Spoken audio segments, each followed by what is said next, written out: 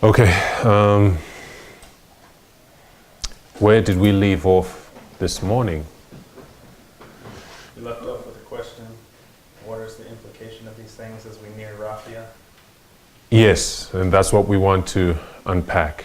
Do you have a couple of new faces from the morning, who were into the morning study? So we'll just do a brief recap of the concepts that we've been covering. Basically, we saw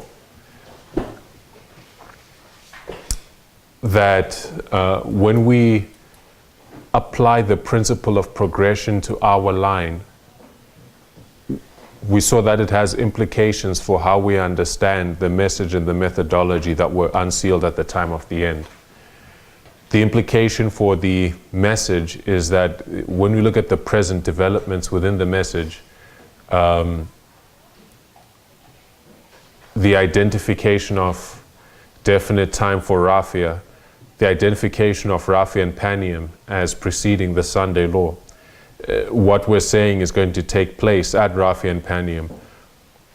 These events, these revelations are not taking place in a vacuum. They're part of a continuum of thought that began at the time of the end. We spoke of the principle of the seed, that the message unsealed at the time of the end is like a seed, and it contains all the essential characteristics that are unfolded in the following history. Therefore, what is being brought to view now is really information that has its basis in Daniel 11:40 to 45. It's a natural outflowing from that which was put in place at the beginning. The implication of that for our methodology is when we look at the revelation of parable teaching, it is not a break from the direction God has been leading us up until recent times, but it is a continuation of that same development, which may seem like a basic understanding, intuitive, but is very consequential to many people who have been challenged by who've been one long in the movement and have been challenged by the deductions of the parable teaching methodology, which have challenged certain understandings that have been long held. There is another important implication for the message that this concept of progression has. And this implication is the fact that when we look at the message unsealed at the time of the end, it has not only the essential characteristics of everything that is subsequently unfolded, but it even teaches us what the fulfillment of those events looks like. Yes? It even teaches us what the fulfillment of the prophecies that comprise the subsequent history, what those fulfillments look like. So when we look at Daniel 11 verse 40, this is what we laid out here, verse 40b. Right, this is the beginning of our line, and we see the fall of the Soviet Union. How is it described? It's described as the king of the north coming against the king of the south with chariots, horsemen, and many ships. And those are descriptions of war, but specifically hot war. But when we looked at the fulfillment, when we looked at the symbolic representation, right, of the event, and we looked at the fulfillment, we saw that 1989 the Berlin Wall fell. How many shots were fired? Not one. 1990 the Soviet states began to break away. The Soviet Union is crumbling. December 1991 the Soviet Union has completely collapsed. How many shots of missiles were fired? None, right? What brought down the Soviet Union? When we look at the history, Gorbachev stepping down, that's yes, but what pushed him to step down? My brother, you got it right. Information war. We see that information warfare, propaganda, political intrigue, right? That was how the Cold War strategy of the United States and the papacy brought down the Soviet Union. So what we see is, although it's symbolically portrayed the language is presenting a hot war, chariots, horsemen, ships. In its fulfillment, we see it looks slightly different. So when we now look at this warfare between the king of the north and the king of the south, between Russia and the United States, did not end. It did not end in 1991, did it? We know that we have the battles of Rafi and Panium leading to the Sunday Law that are still part of this battle between the king of the north as represented by the United States and the king of the south as represented by Russia. But when we come to the beginning of our line, the beginning of our line has begun to define for us, has begun to describe what this conflict between these two entities looks like, right? And we see that from the beginning, it wasn't a hot war. It wasn't a direct engagement. It was a conflict between two superpowers that was characterized by political intrigue, information warfare, and at most proxy conflict, right? So now when we come to the battles of Rafi and Panium, think, what do they look like? They're going to be similar. They're going to be similar. Sorry, their fulfillment will be similar. The fulfillment will be similar, Yeah. right? But we spoke in our last study that that's not what we initially taught. What do? We looked at Rafi and Panium in isolation from the history that had been. And we described it as a hot war. And what we failed to do, and we saw the danger, right, of looking at waymarks in isolation, rather than identifying the principle at play and tracing it from its beginning, right? Its development from its beginning through to the waymark that we're seeking to understand. Does that make sense? Right, so, and Sister Tess uses this language, she'll draw these loops like the eye of a needle, and that we're to draw our thread through from the beginning through to the end. And if we can frame a narrative, if we can tell a story, right,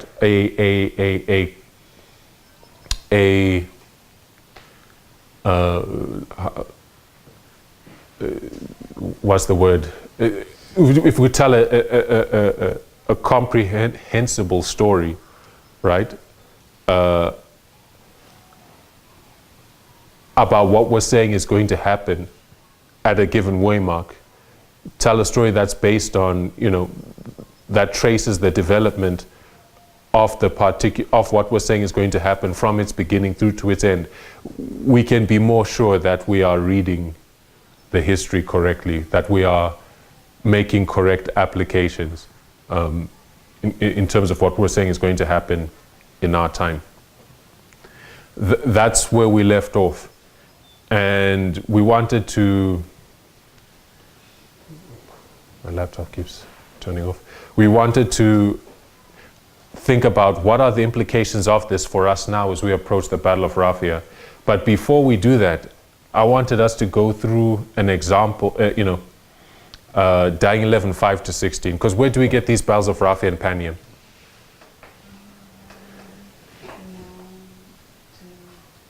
5. You said 5, right?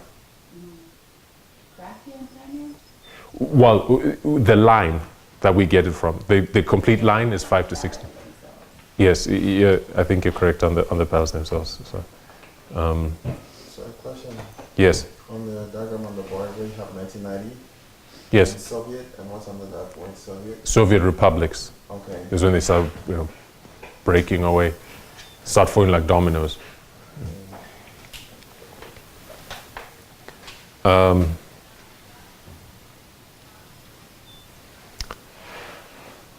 So having stated that, we look at Daniel 11, 5 to 16. And this is history that, the history and the application of this history to our time, we should all be familiar with. And if we're not, we should strive to become familiar with it because it's very important. So we come to Daniel 11. And I'll ask us to narrate this history. Daniel 11, verses 5 to 16, right? So when we look at the structure of the book of the 11th chapter of Daniel, we see natural divisions within that chapter. right? What are those natural divisions? In Daniel chapter 11, we see natural divisions within the chapter, natural sections. What are those sections or natural divisions? I'll give a clue, or maybe I should just say it, but maybe no, wait, let me wait and hear if we... Yes? Separate histories. Separate histories, right? You go for, yes? That can be put on top of each other. Yes, eventually that's the application that we come to. But just in the reading of it, you see it takes you from the history of Medo-Persia to the history of Greece, the fall of Alexander the Great, to the history of the, what do you call them? The successors of Alexander, right? But it's still Diadochi Wars, but it's still Greece. Then you go into the history of pagan Rome, and it highlights the history of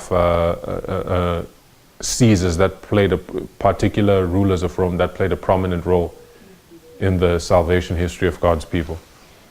And then from Rome you go to the papacy, and then from the papacy you come to verse 40, which takes you to our time period, right? So you see these, and what we do is that each of those sections, rather than reading them sequentially, we break them up and lay them line upon line, right? One upon another. And each of them is conveying a different truth. Each of them is conveying a different truth. Daniel 11 verses 1 to 4, what's being taught there? What, in a present truth application, what truth have we deduced from those verses? The last president. You have 4 Medo-Persian kings. The fourth is far richer. That's a type of Donald Trump, right? Verses 5 to 16. This is where we get the battles of Raphi and Panium. But this line from 5 to 16, it's a larger line that takes you all the way from 538 right through to the Sunday law. But what it does give us also are the battles of Raphi and Panium, right? 16 to 22, that's the history of 4 prominent Caesars, essentially, from which we derive a second witness for the identification of Trump as the last president. Tiberius being the fourth, and Tiberius is described as a vile man, to whom they shall not give the honor of the kingdom, and in his time Christ was crucified, right? So that's a descriptor of the Trump administration and the significant event that will take place during his administration, which is the crucifixion of Christ, which we say is the Sunday law.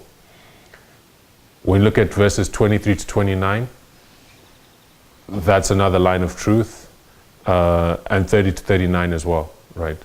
Then you come to 40 to 45, which is the template that all these lines feed into. Now,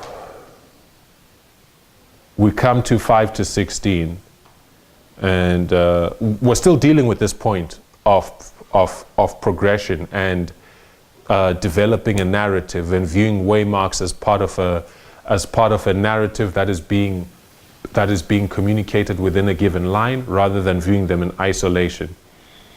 And we'll see that if we had just been more careful in terms of how we had read these verses, we would have avoided the mistake that we did make. So if we look at verses 5 to 16, verse 5 says, "And the king of the south shall be strong, and one of his princes, and he shall be strong above him, and have dominion. His dominion shall be a great dominion." Can someone narrate what is being described there? I know I'm calling us to dig deep in the memory banks for some of us, but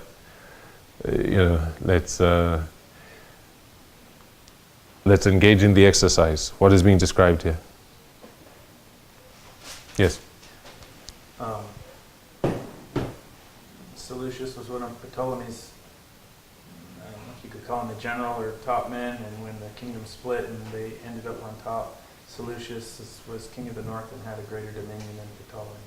Yes, so correct.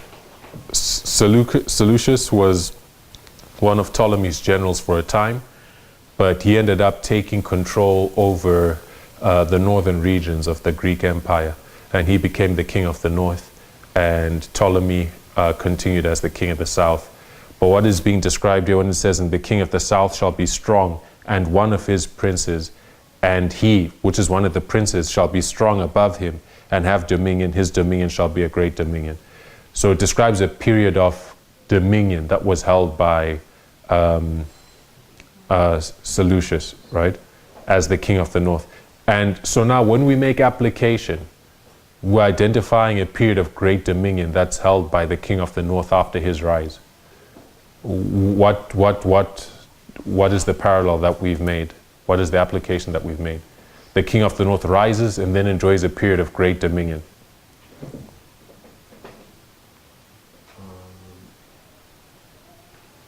Yeah, that would be, so that's a characteristic that you can expect the king of the north to have. Right, so who's the king of... In our time, I mean. Yes. So who's the king of the north in our time? When did he ascend, and when did he enjoy a period of great dominion?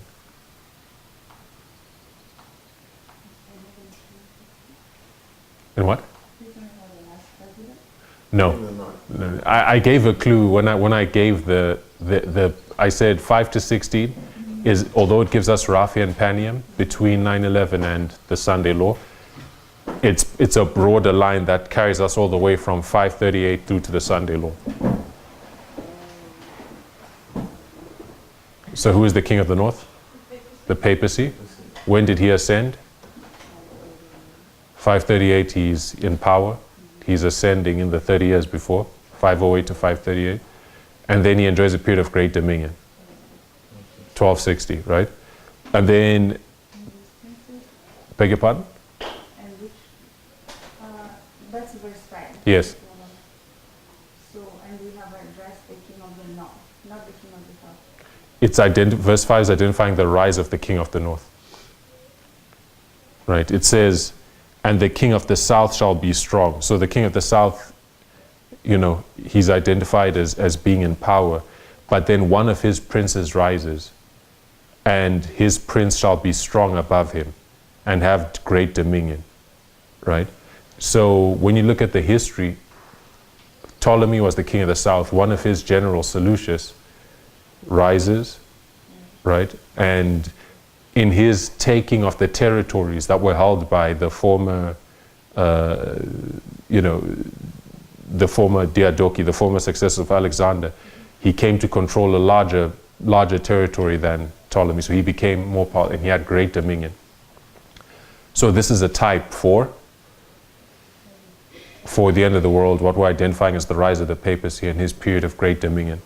So when you come to number 6, it says, "And in the end of the years they shall join themselves together, for the king's daughter of the south shall come to the king of the north to make an agreement, but she shall not retain the power of the arm, neither shall he stand, nor his arm, but she shall be given up, and they that brought her, and he that begat her, and he that strengthened her in these times." What is this referring to? Rachel? Sorry, yeah, the first one. I'm going to start asking people. You want the The, historical or the, both, or any you can give. the king's daughter from the south, I believe is it, which one, Laodicea,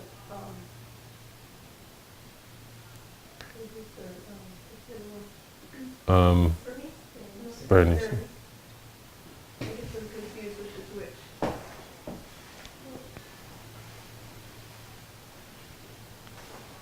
Someone help me? Is which one? King of the South Star.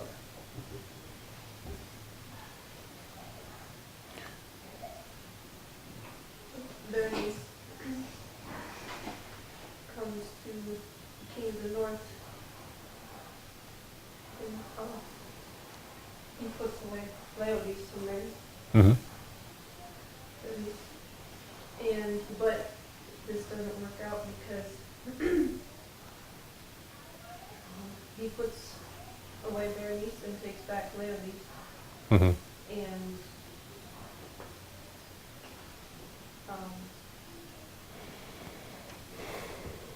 then he dies and Berenice gets revenge. Yeah, yeah, that's correct. Correct. And what is that referring to in the present truth application?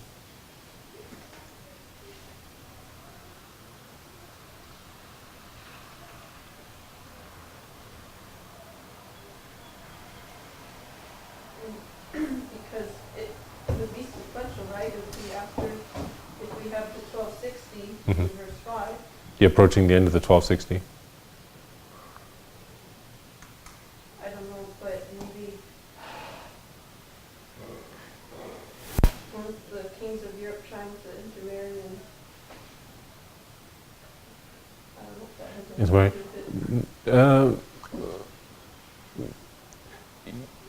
with it. It'll click when I say it, because I know you've heard it. I'm pretty sure you've heard it. But the just to, but thanks. So, what did she say? Verse 6.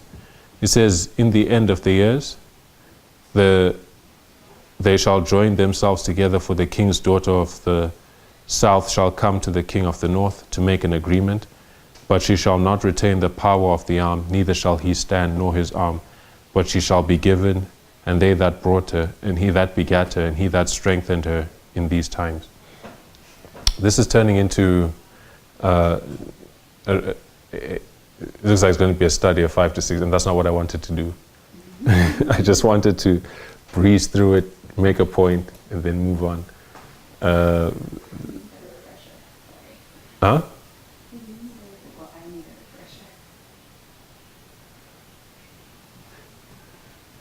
refresher. What do you want to do?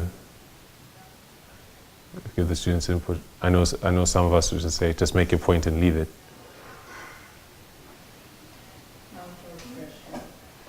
Okay. What do you want to do? Yeah, okay. You want to go through the overview?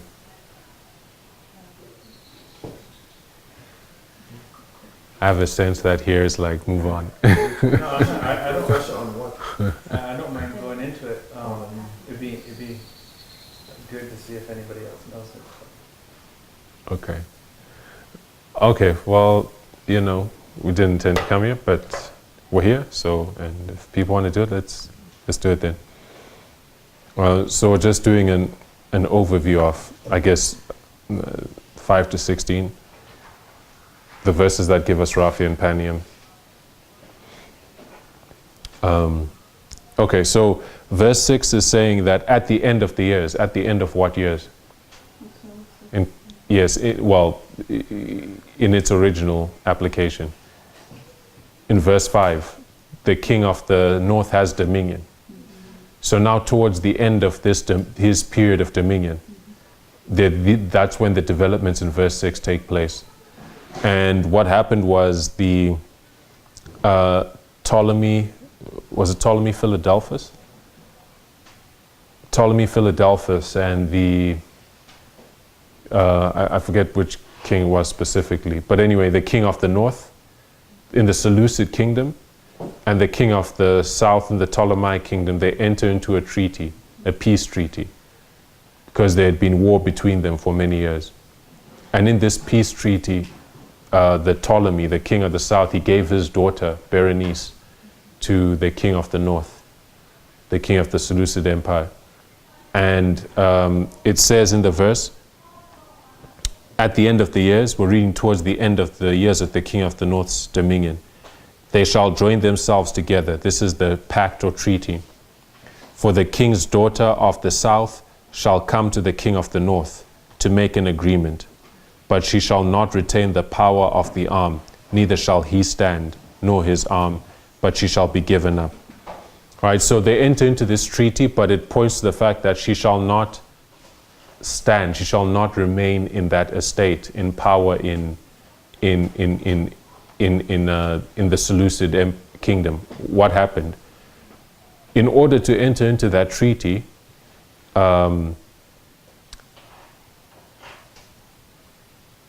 the king of the Seleucid Empire, he had to divorce his wife. He had to divorce because he was already married. So in order to enter into this treaty, which was sealed by the marriage of his marriage with the king of the South's daughter, the Ptolemy's daughter, he had to divorce his wife already. So he did that. He married her. He married Berenice. But in the course of time, he would... I haven't read any really logical explanations for this, but other than that, he eventually regretted his decision. And he restored his former wife, Laodice. But Laodice... Yeah? Someone say that? I thought I heard someone. Okay. But Laodice, having been suffered humiliation once, right? She's like, I'm not going to even leave an opportunity for this to happen again. So she kills, has him poisoned, right? The Seleucid king. And then she puts her own son as king. But she also had Berenice, the king of the South's daughter. She had her killed as well. And all those that came with her from Egypt. It's not the reason that he returned with the first wife. It's not because the brother or someone died and Oh, something like that. okay. Let's run that again. Yes, the my bad. Sorry, I need a refresher too. So when the king of the south, the Ptolemy, he gives his daughter Berenice to the king of the north.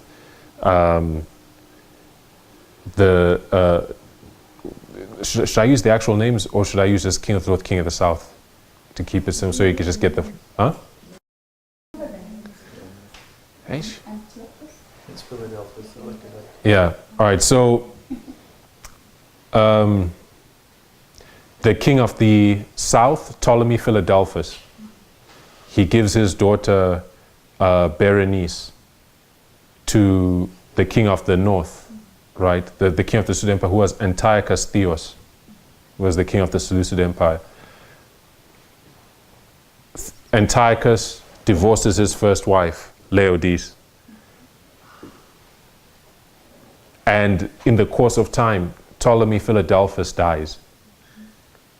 So Antiochus Theos, he then determines, okay, well, evidently, right, reading into what is saying, this is his opportunity to essentially do what he wants to do, because the father who he entered into pact with is dead.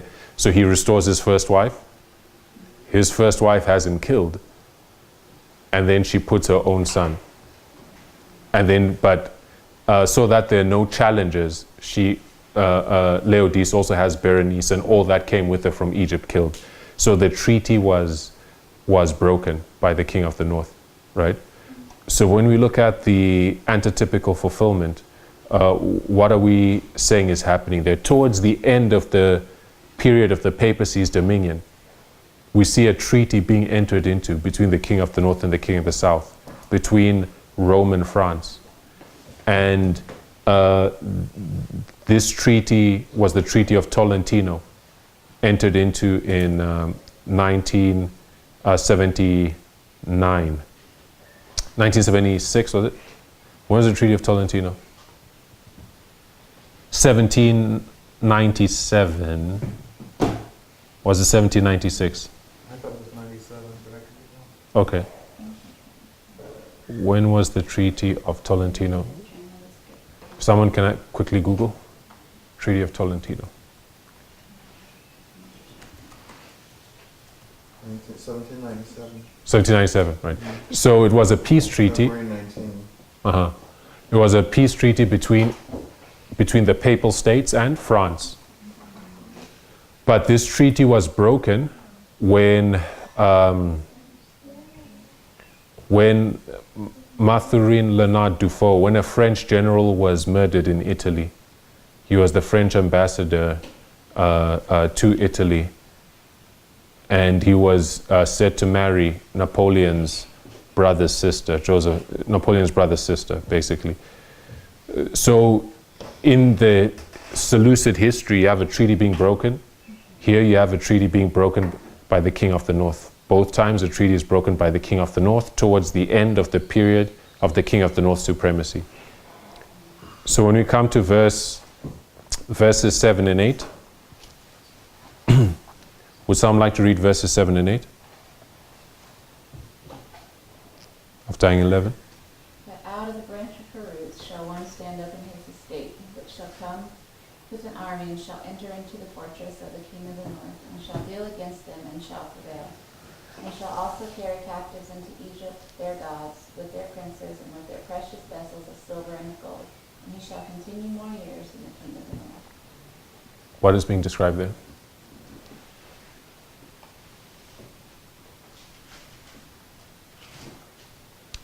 Out of the branch of our roots is a son. Mm-hmm. That's already, you already talked about that, right? No. Your niece, your niece had a son or a brother, Mm-hmm. and he came up and took the king of the north, and he brought back all their idols and the king Mm-hmm. Correct? of Egypt. Yes. Okay. Any Sister Ruth, do you have anything to add? Same thing. Okay. So, because this treaty was broken, the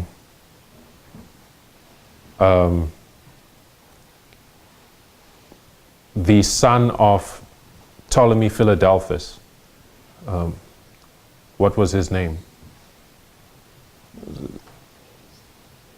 Was it Ptolemy Euergetes? Ptolemy Euergetes, the son of Ptolemy Philadelphus. His name is Ptolemy Euergetes. He hears what happened up north. He hears how his sister was handled and so on. And he determines upon revenge. So he comes and he attacks the kingdom of the north. That's what is being described here. It says, but out of a branch of her roots. Her roots, where she sprang forth from, is Ptolemy Philadelphus. So out of a branch of her roots, right, that would be a sibling, someone who also sprung forth from the same rootstock, right? So as Ptolemy Euergetes, out of a branch of her roots, one shall stand up in his estate and shall come with an army and enter into the fortress of the king of the north. So this is the warfare waged by the king of the north against king of the south against the kingdom of the north in revenge for the breaking of that treaty and the murder of Berenice. And he took all the treasures of Egypt with him when he returned he took all the treasures of the Seleucid Empire with him when he returned to Egypt. Right. So in the antitypical application,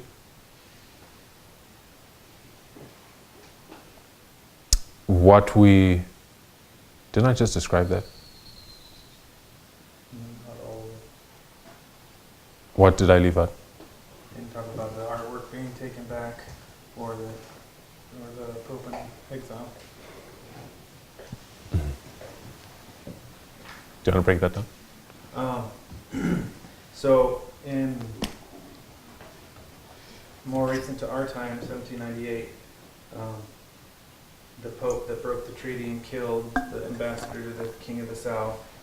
So the King of the South retaliated, came and captured the Pope, took him into exile, and went back and put him in exile. And when they came back, they brought the artwork from the papacy with them.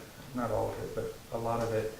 And I believe it's still there in France today, Mm-hmm. in the, whatever that, The Louvre? the Louvre, yeah, I think so. it's still there today. And they're still not happy about that. Mm-hmm. Okay, so verse 9. So the king of the south shall come into his kingdom and shall return into his own land. Verse 10, but his sons shall be stirred up and shall assemble a multitude of great forces. And one shall certainly come and overflow and pass through. Then shall he return and be stirred up even to his fortress. In the typical history, what is that describing?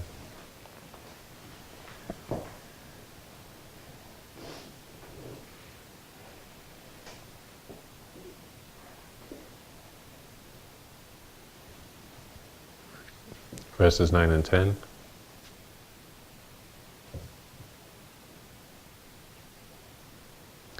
Someone to take a stab.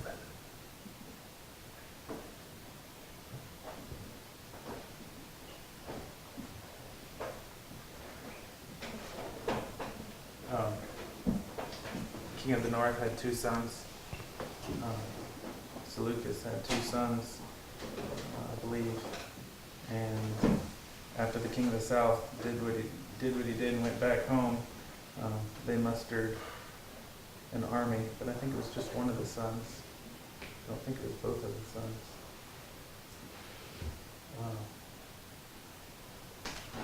Verse 10 stuff. Yeah, I don't remember the end of that one. Okay. But definitely on the right track. So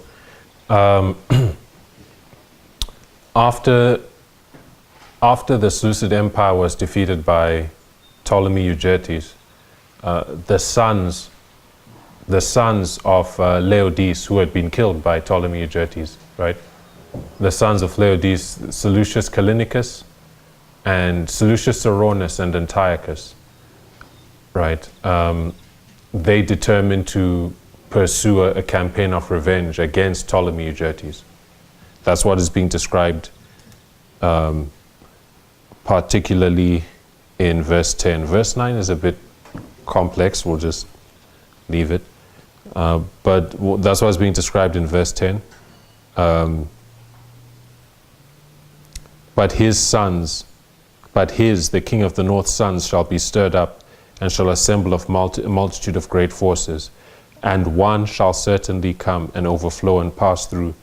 Then shall he return and be stirred up even to his fortress. Right? So, but his sons, Seleucus Soranus and Antiochus, shall assemble a multitude of great forces to recover their father's lost dominions.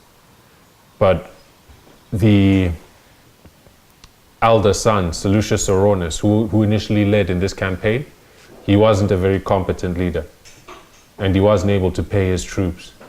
So they mutinied and poisoned him, basically. They killed him. So Antiochus took his place and was the one who pursued the war thereafter. Which is why the verse says, but his sons shall be stirred up in the plural. And then the next part says, and one shall certainly come. One of his sons shall certainly come, because the other one was killed. Right? Can you say again the name of the last one? Seleucus Soranus is the older one, and the younger one, he's an Antiochus. It doesn't have a surname, it just says Antiochus. Antiochus? Magnus. Antiochus Magnus, Antiochus the Great.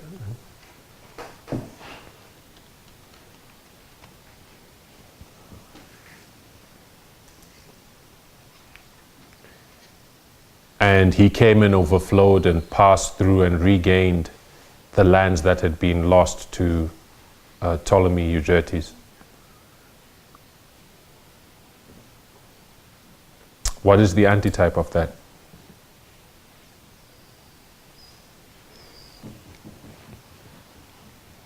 So after 1798, which is what is being described in verse 6 and 7.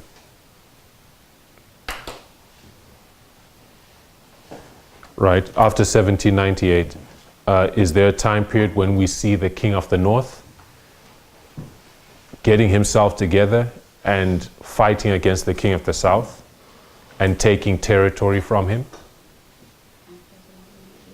After 1798. When is that? 1989. Yes. Okay, so 1989.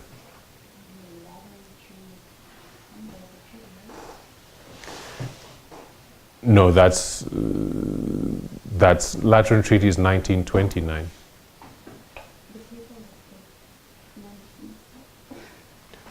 I think I know where you're getting that from, and there was a long discussion and debate about, how do you understand verse 9? Yeah. Because on one hand, depending on how you read the verse, and depending on how you read the verse, what translations you're relying on, you could read it in a way that you could apply this development to the Lateran Treaty, verse 9 to the Lateran Treaty. Or if you read it just as it is presented in the King James, it's simply repeating and enlarging upon 1798, upon the King of the South's victory in 1798.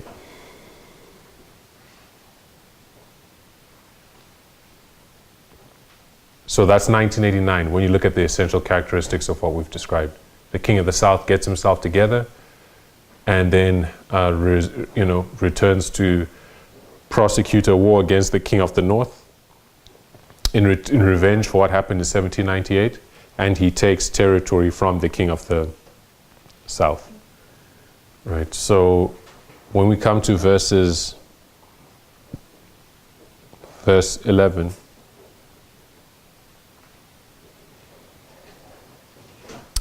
it says, "And the king of the south shall be moved with choler, and one shall come forth and fight with him, even with the king of the north. And he shall set forth a great multitude, but the multitude shall be given into his hand." What is being described here? Verse 11. Daniel 11, verse 11. Yes? No?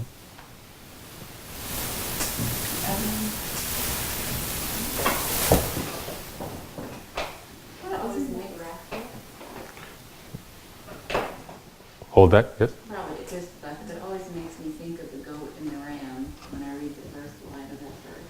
Of the what? The goat and the ram. Okay.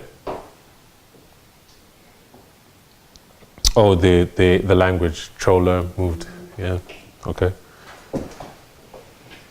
But my sister, you're correct, it's the Battle of Raphia. This is now the Battle of Raphia, where the king of the south, after suffering the defeat that took place, described in verse 10, the king of the south is coming to fight against the king of the north. And the king of the north sets forth a great army, right? But this great army is given into the hands of the king of the south.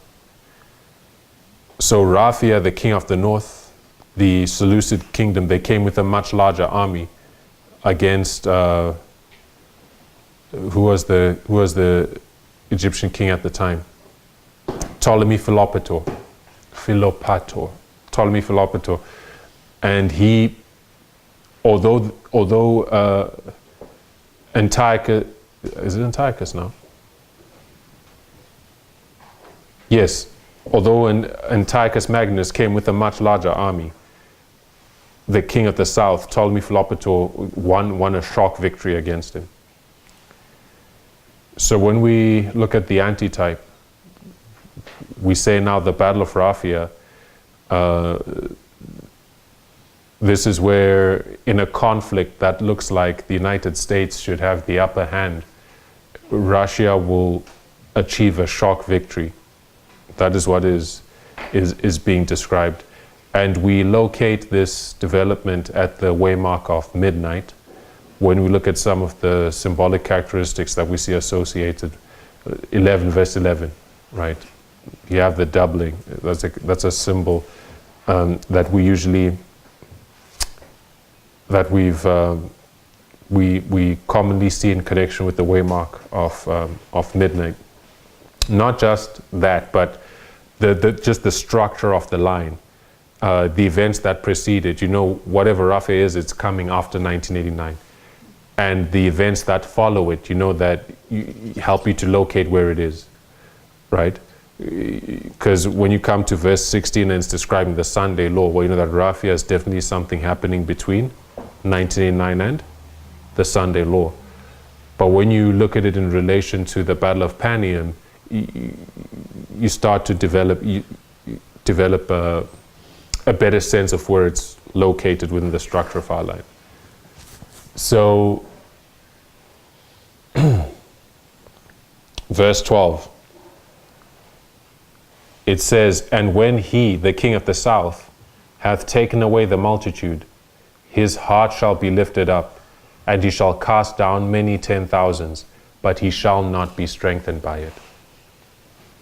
So Ptolemy Philopator, he gains this shock victory against Antiochus Magnus. But how did he use that victory? He was careless with it. He didn't recognize the Egyptians who helped them in leading. Mhm. So he got proud. He wanted to, instead of completely annihilating the king of the north, he decides to just go back and have some fun. Mhm. And these people are not happy Mhm. with him, so They revolt, yes. Yes. Yep. Right, so that's what happened in the typical history, and you go into the history of it. A lot happened there, but we'll just keep it at that basic level. So although he gains his victory, he's not strengthened by it. It does not confer strength to his kingdom.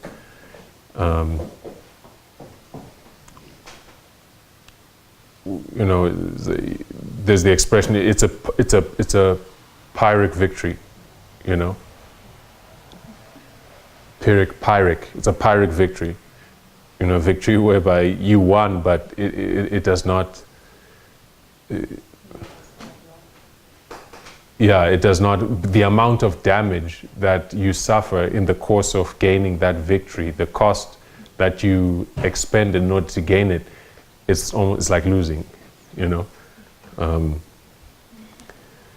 So now when we look at verses 13 to 15, if someone wants to read those verses.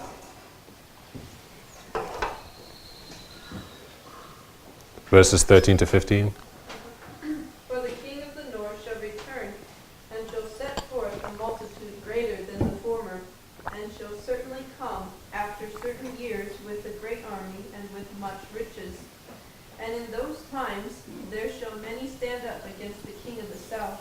Also the robbers of thy people shall exalt themselves to establish division, but they shall fall.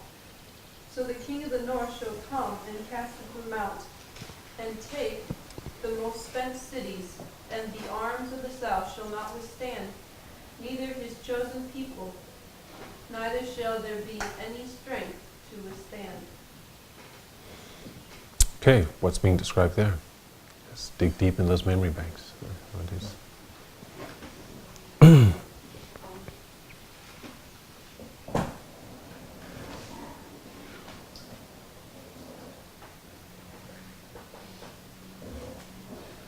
You keep looking like you want to say. No? Okay.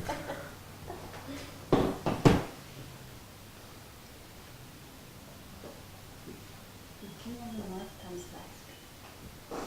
Mm-hmm. Because the king of the south is completely taken out, he comes back, and at this time the king of the south is weakened, right? Why was he weakened? Because of the previous victory. Not just that. But anyway, continue. No, you say. No, you're putting in pieces of the puzzle. So you put in your pieces, then I'll put in afterwards. So,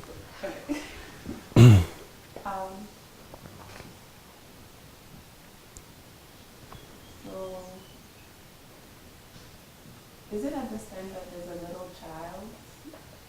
The king of the south is not, like, someone dies and then the king of the south at this point is a baby. Yeah, so Ptolemy, sorry, Mhm. Ptolemy Philopator, who won the Battle of Raphia, he dies, right? And he leaves a little child. And so now the king of the north sees an advantage, he wants to come in and take over. But then Rome, who has been watching the whole time, comes in and they interrupt that whole conquest Hmm. and they save the heir. Correct. So Ptolemy Philopator died and was replaced by Ptolemy Epiphanes, who was a child when he took the throne. So Antiochus Magnus sought to take advantage of the situation, and he brought an even larger army against the kingdom of the south than he did at Raphia. But he didn't just take a larger army, he entered into alliances and determined that, particularly with Philip, king of Macedon, to divide Egypt between themselves. And it's at this point that, according to verse 16,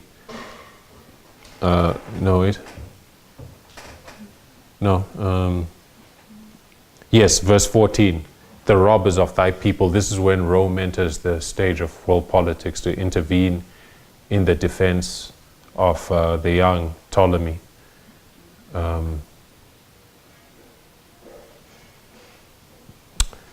And sorry, that's verses 13 and 14.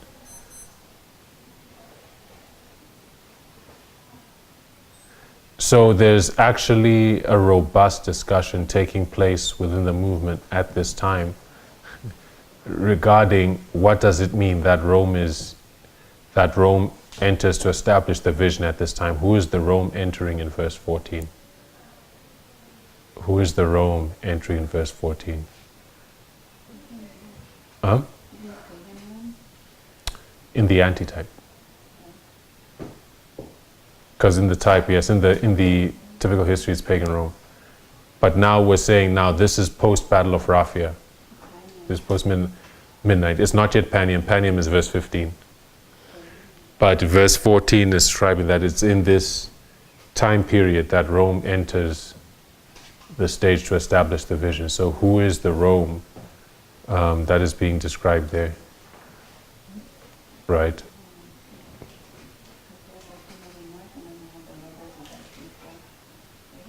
Yes. Yes, who is who? Is the king of the north there?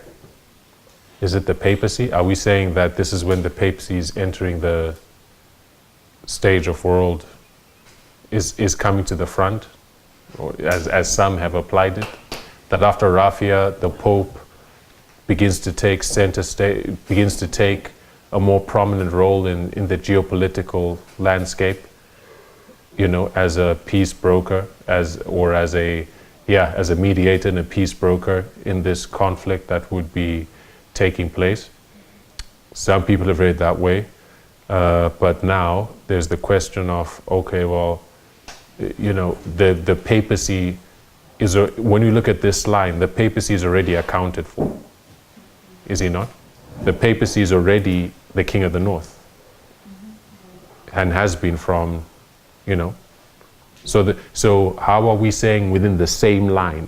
It's not a different line. Within the same line, that the king of the north is the papacy in league with the United States, but he's also the robbers of thy people. So it's like that doesn't make sense. The robbers, if the papacy is the king of the north, the robbers must be representing a different power. Does that make sense? So within the context of verses 5 to 16, the robbers are not the papacy in the presence of that something else. Well, what does the robbers of the people mean? What does it mean? Yeah, The destroyers. so we can say it is not monarchic. The robbers, the destroyers of God's people. So that is a nice sense of characteristic of the right. It's a cap, but who is the king of the north the only one who destroys? I don't know how to put it, but I mean, I would say fundamentally it's I like the way it seems to me, except because it's either that if it's against, it's either for God's people or it's against God's people. So if it is against God's people, we have to look, well, who is against God's people? Who will be against God's people? That's just at face value. That's how I'm thinking about it. So, But can it only be the papacy? I think ultimately it will be him. Maybe not in this context, but But are you seeing the dilemma? The dilemma is that in the line that we've been reading, right, the papacy is the king of the north. We say that from 1989, okay, Daniel 11, 40 to 45 aside, Daniel 11, when we look at this history that we've been laying out, the papacy is already the king of the north, right? In the history that we've been laying out, he was the one who had his treasures taken from him, the Treaty of Tolentino, 1979. He's the one who comes in 1989. All that was saying is the papacy league with the United States, right? But the papacy is there. So within the same line, what license do we draw to say that, yes, this is the papacy, and this new entity that's being introduced, it's also the papacy? It seems redundant. Do you get it? That's the dilemma some folks have had. So that's hence the insistence that they're saying that within the context of this line, if the papacy is the king of the north, the robbers that rise in verse 14 is a different power, a new power. And that's the question. My sister? Is it Islam? No, because Islam does not rob God's people. Because what's the role of Islam? Islam is a scourge against the king of the north. It's a scourge against the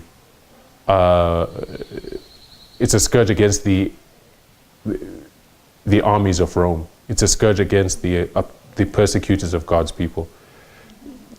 So this is the robbers or destroyers of God's people. So it can't be Islam based on that characteristic. here's a random thought. Yes. In a way that it is put in the text to to make emphasis about who it is, who is actually against God's people. I know it's like I said, it's a random thought, but I'm just putting it out there, Mhm. So don't throw me under the bus. No one's throwing Yeah. anyone under the bus. I'm just putting it out there. So yeah, just in a way to really mark who it is actually that is against God's people. When you're telling a story, you like say when you're telling a story, you're referring to somebody, and then you make emphasis to that person because they've done something really maybe drastic, so that people know, okay, it wasn't anybody else or any of the other place in the story, it was actually this same person you've already mentioned in the story. So that's what I'm saying. Like that's how I'm reading it, just at face value, because then otherwise it has to be somebody who is against those people. And okay, we started eliminating them. Okay, it's not Islam. Then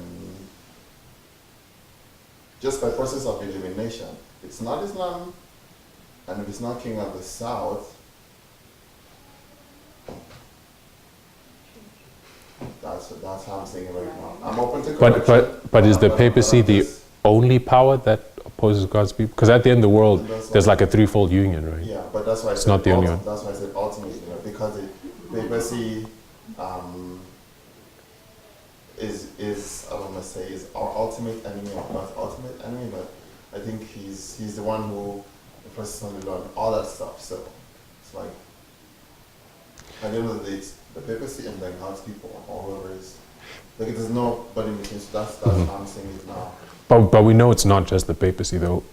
There's a dragon, a beast, and a false prophet. And the papacy is one element of three. So when you look at the powers that destroy God's people at the end of the world, if the papacy is already accounted for in that line, then that would kind of push us to consider, is it not referring to one of the others that do the same work? Do you get it? Yeah. The Yeah, we can consider it that way. They're a team, right? So they're isolated parties, but to me, they're like a team because they work hand in hand. The three, so we call them the threefold. As Sister White uses that phrase. So in my mind, I'm like, so you guys are working together, even though you're separate entities. You're still on the same team, really fundamentally at the end of the day. Yeah, they're on the same team, but Either which way. there's significant differences. There are three different parts, and they don't rise at the same time as well. You know, so it's the details on everything. The devil's in the details, as they say. Yeah. You know, my sister.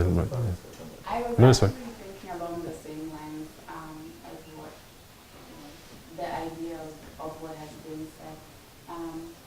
The papacy, yes, is accounted for, but then we know that he works. He has armies Hmm. and Never his own. never his own. So in that way, we can look at that as a different power, so to speak. Hmm. So differently, and more so at the end of the world. Because if we look at the line, the typical history, it refers to Rome. In that history, Rome is who we see coming into the picture as robbers of thy people, right? And so, in the antitypical history, it has to be Rome, but it has to also be Rome with a different face, like Rome using somebody else. And it could be one of the powers that it used, whether his army or the UN or, you know, that I think that's what we have to figure out, like who is he using, but ultimately it's still Rome. So what I'm thinking is, since 15 talks about, it looks like a war, right? Hmm. And we're saying it's Canyon, right? Hmm. So, and we know that Canyon is still an information war, or is it a hot war? Exactly. So it's an info war, right? Where now the king of the south is going to lose, correct? Yeah. Hmm. So if the king of the south is going to lose, then the king of the north at that time, using his army, which is the U.S. So the U.S. is who's doing a job at verse 15. So who else is left that the papacy can use in verse 14? Who is not doing the work? Sorry, you said You what? know what I mean? Repeat what you said. You said the U.S. is the one to. You repeat So what you in 15, said. the U.S. as the King of the North? armies of the king of the north, right? Or we can call it the king of the north. But Mhm. I prefer to say the armies of the king of the north, because then you have the king of the north, and then his army does the work, the dirty work, so to speak, right? Mhm. So the U.S. is who is really seen at Canyon doing whatever to Russia. That's what I think anyway. Yeah. So now the U.S. is accounted for. So we can say the beast is accounted for. So now, no, the false prophet, I'm sorry, right? Yeah. Looking at the threefold union. So now it's left with the dragon and the beast, right? And the beast is the Papacy. papacy. So then you have the dragon left. And we know the beast doesn't do stuff on its own, he uses people. So then the robbers would be the dragon. Or what the kings of the earth, what is referred to as the United Nations. One Yeah. of them. Yeah. That's the line of thought. That's one line of. I guess those are the two main lines of thought. Yeah. What you've just said, and also the idea that, well, it must be the papacy, but it's a discussion that's ongoing. So maybe we can also think about it. You know, let's think about it, and then revisit it maybe tomorrow, before moving on to parables. Yes. So, originally, why was the term robbers of thy people used? Robbers of thy people. Why was it used? Yeah, that's kind of what I was trying to ask Yeah. earlier on too. In terms of the I know what the pioneer said, Yeah. which is that it's referring to the power that is identified in Bible prophecy as preeminently as, breaking and, destroying God's people. And when you look in Daniel 7, that the beast with stamps, breaks God's people, and so and that's Rome. But at this point where they appear, they're not doing that work. Yes, they're not. In terms of, It comes later, okay, right? yeah. I just wanted clarity on that. I was pretty sure that's the way it was, but I just wanted clarity. Okay. Because even here in the type, Rome wasn't persecuting the saints. Right. Yeah, it wasn't persecuting God's people in that time.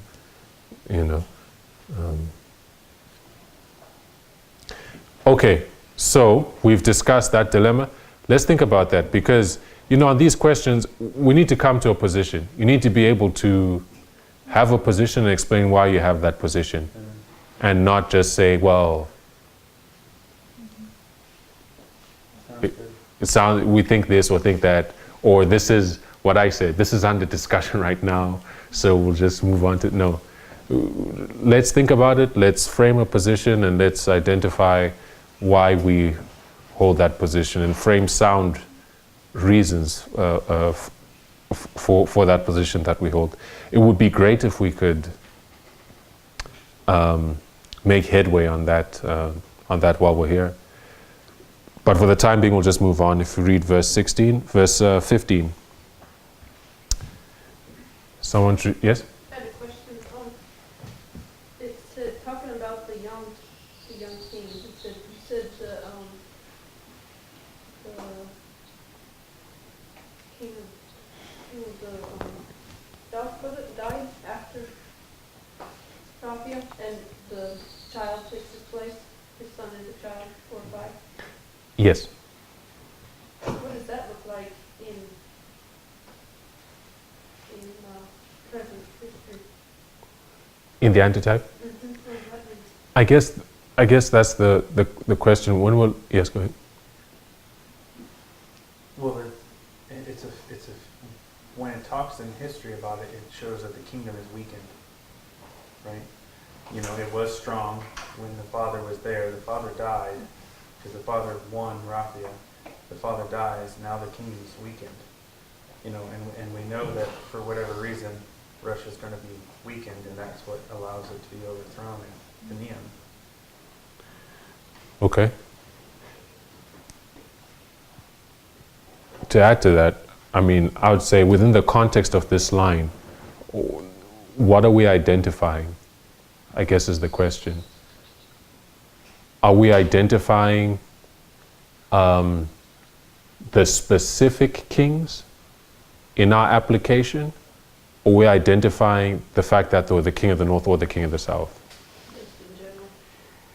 Right, so it actually depends on the application. In this line, as we're looking at it, we're just looking at this is the king of the north, this is the king of the south.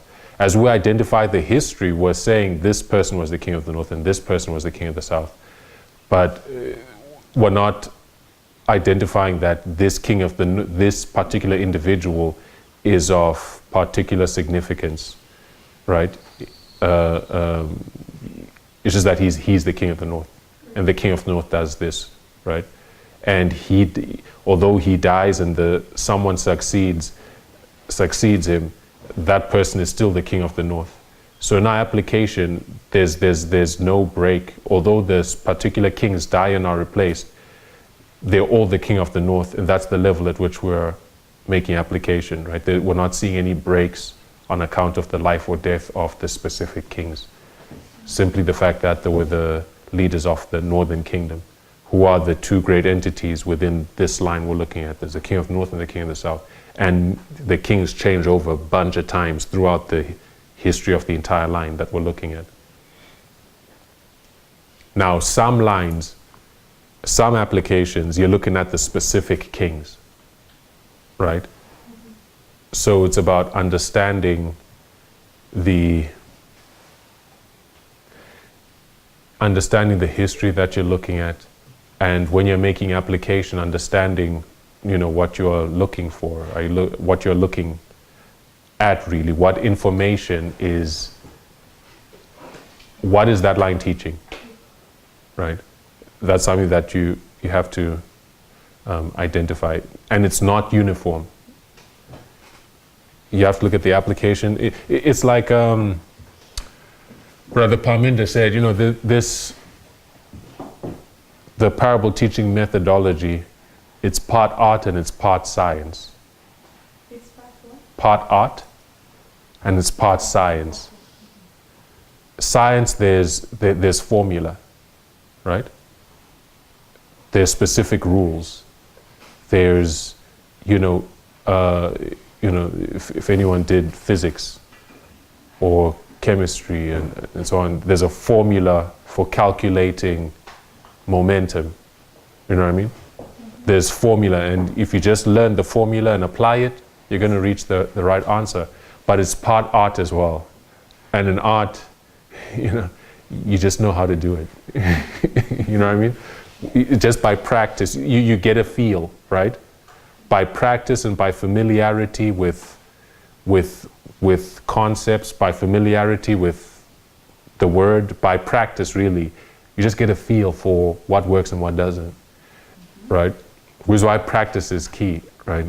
So, yes, there are defined rules that you must follow, but there's that element in which one has to exercise a level of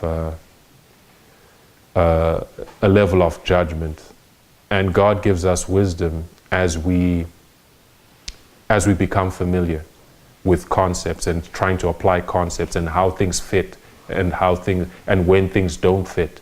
You just get an intuition for seeing, what a given line is identifying, what is being talked about and what isn't. Does that make sense? Okay, so we've been going for an hour, 20 minutes.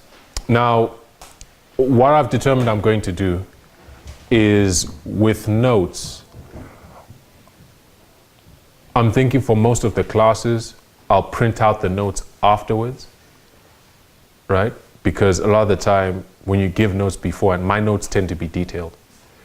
So you're trying to talk things through, we're trying to think about it, but people are just reading the notes. And you are asking questions and so on, and rather than racking the brain, digging deep to try to bring stuff to memory and try to think about, formulate, a thought about it, people just read the notes, right? So I think to make it more beneficial, I'll print out the notes afterwards. So given that we've recapped 5 to 16, I do have notes on this, yeah? People on it, right? So tomorrow I'll hand out notes, or maybe I'll print it today. I'll print it. Notes for 5 to 16, and I think on the others, when we cover parables, we'll get the notes for each class afterwards. But during the class, I want us to really think and also write our own notes. That's very helpful in terms of helping concepts to stick in our minds.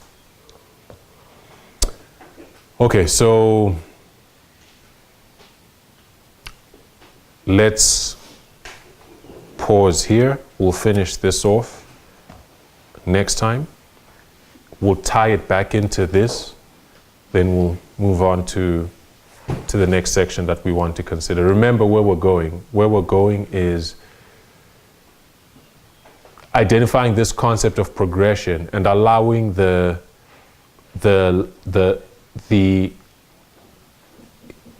history at the beginning to define what the subsequent waymarks look like.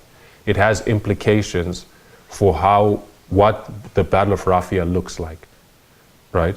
And we need to understand what those implications are. And this principle has implications more broadly for how we understand what the fulfillment of waymarks looks like, right? And that's the point we're ultimately going to get at, because Raphia comes, right? And you don't recognize it. You know what I mean? Things are happening right now and you don't recognize them, right? That's a very dangerous position to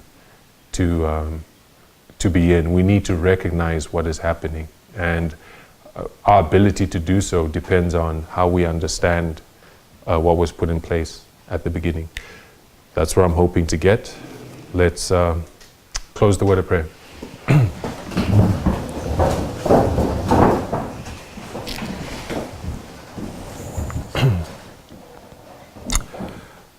Father in heaven, we thank you, Lord, for the opportunity to open your word, to study, to wrestle with concepts. And Father, as we engage our minds, please guide us into all truth. Lord, we ask that all here may come away with a firmer grasp of the truth for this time, with a firmer grasp of the parable teaching methodology, with greater ability to comprehend the midnight cry. May they all come away equipped to do the work that you have apportioned for each one of them, both now and into the future, for each one of us, dear Lord. Lord, it's a lot of material, a lot of information that we're going to have to go through over the course of the next 2 weeks. And Lord, we ask for your help. Please help our minds. Help us to take care to get enough rest, to get some fresh air and even some exercise. That, Lord, we may be able to get through this time together, to retain the information, to follow in each study. Please keep our minds fresh and help us to do our part also. We ask for your blessing now as we break. For we ask in Jesus' name. Amen.